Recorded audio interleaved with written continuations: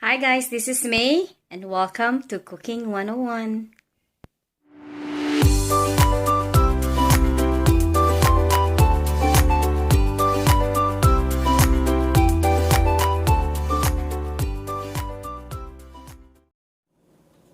Hi guys, it's May here. Welcome to my channel. Happy Monday everyone, and for those of you that are here in Canada, happy Remembrance Day. It's holiday here today, you guys. So for today, since it's very cold outside, the temperature is really dropping, especially tonight, I decided to make some chicken noodle soup. Chicken noodle soup is always good, you guys, during the cold season, rainy season. This is good if you're having or if you're starting to have colds or yung sinisipon and cough or yung mga inuubo. Always the best soup to have when you have a runny nose or you're starting having a cold. So my ingredients for chicken noodle soup for today, this is my own ingredients. This is my take on how to cook or how to make chicken noodle soup. I have here 3 tablespoons of the fish sauce, some fresh grind black peppercorn, yellow bell peppers,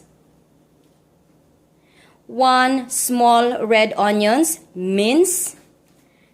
I have here 3 pieces of the celery, some broccoli.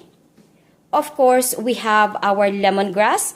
And guys, don't forget to crack the end of the lemongrass if you guys are using it. This is how you extract the flavor, the good flavor of lemongrass. I have here 2 Roma tomatoes, minced, some young carrots, and I only slice this one in a very thin slices like that. And then 4 cloves of garlic. I'm using white onions. This is just the regular white onions, guys. And Italian parsley. Of course, we have our scallions or our green onions. And for our chicken noodle soup for tonight, I'm going to use a whole chicken. Not just the breast chicken, but the whole chicken. It tastes better when you guys use the whole chicken because of the bones. It gives an extra good flavor to the soup. And for the noodles that I'm going to use for today, I'm going to use the spiral noodles. The small, tiny spiral noodles. And I'm also going to use some chicken broth. And this is 900 mils. So let's start cooking. Okay, friends, I have 2 pots here.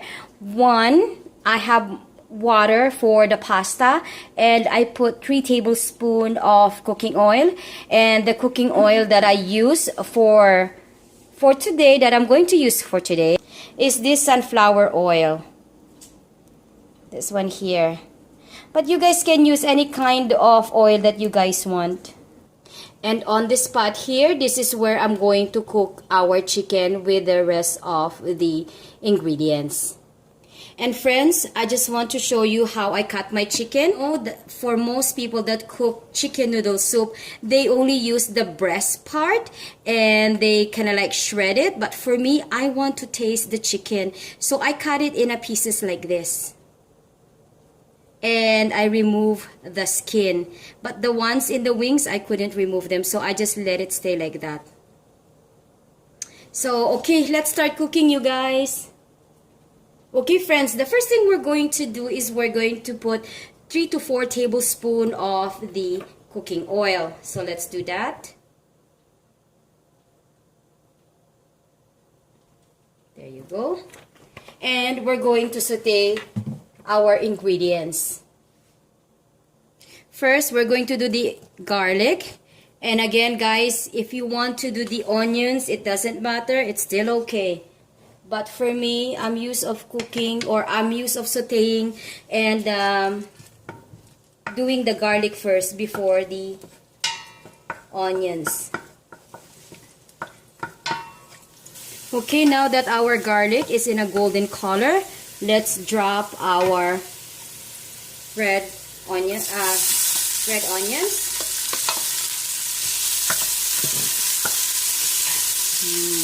Smells good, you guys.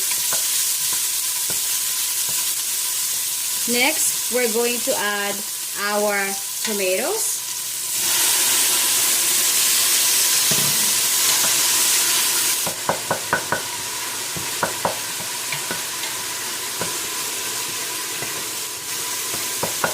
Okay, so we're just going to let this one simmer for about a minute or two. And then we're going to saute our chicken after. Okay, friends, after 2 minutes, let's add our chicken.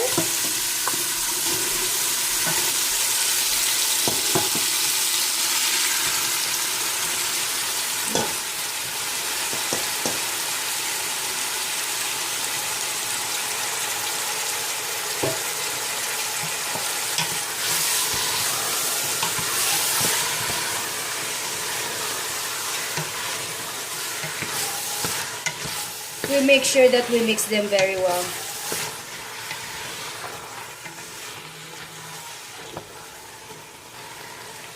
Alright, next we're going to add the black pepper.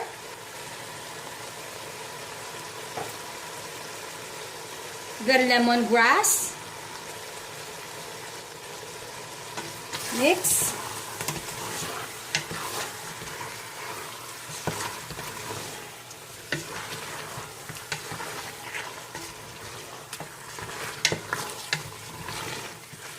And then we're going to add our chicken broth. So I'm adding 900 ml of the chicken broth. And I'm using the Campbell brand.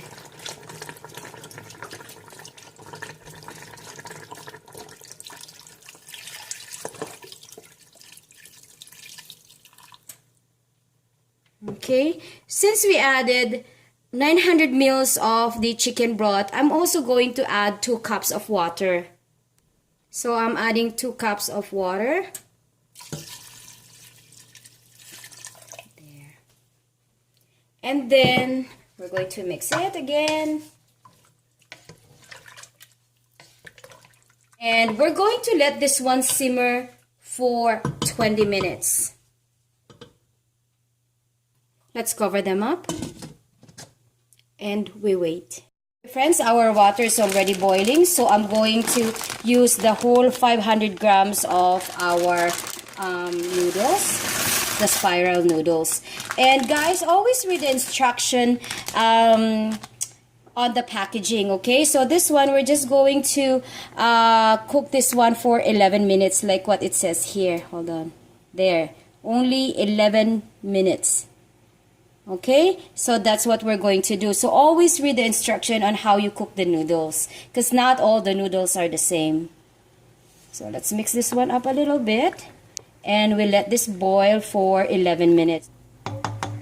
And friends, when you guys are making chicken noodle soup, make sure that you guys don't overcook the noodles, because if you eat the noodles soggy, then the main dish or the main soup, it's not really appetizing to eat when the noodle is overcooked. So make sure you don't overcook the noodles.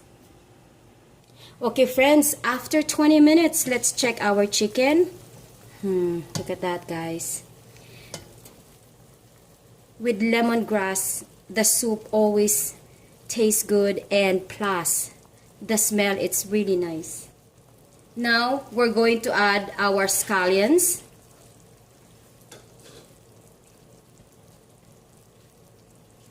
Our bell peppers, the carrots. Friends, I just want to remind each and every one of you to please remove the oil in the corner here. We don't need this one here.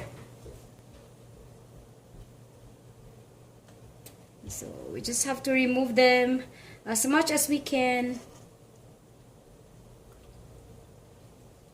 And sometimes this is just the acidity from the tomatoes as well. That's why it's a little bit like yellowish in color.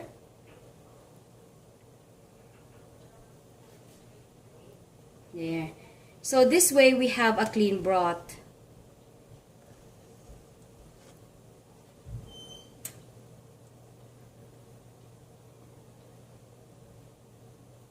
There. See, look at this one here. Right, so that's what we're just going to do like that. And then we're just going to give this one a good mix. Look at that, you guys. And we're going to let this one simmer again for another 20 minutes. Let's cover them back. And then we wait again. Okay, friends, after 20 minutes, let's check our chicken one more time. Oh, look at that beautiful soup, you guys.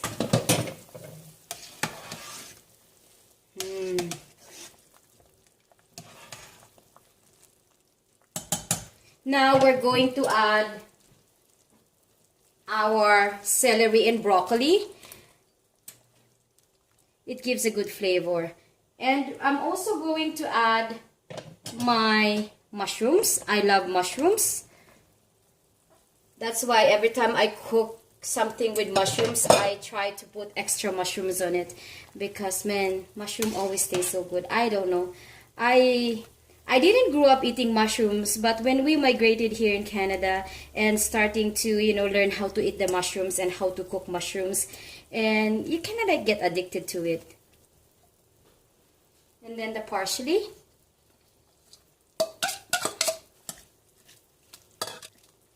And last but not the least, let's try our soup first, okay? By the way, guys, I added 2 more cups of water into this soup. Since I used the whole chicken, I want a little bit more soup. So let's try it.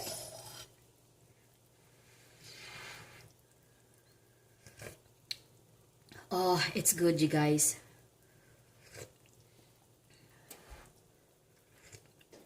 I wanted to taste the soup first before I added a 3 tablespoons of fish sauce. Since I added some water onto this pot, I'm gonna add the 3 tablespoons of fish sauce.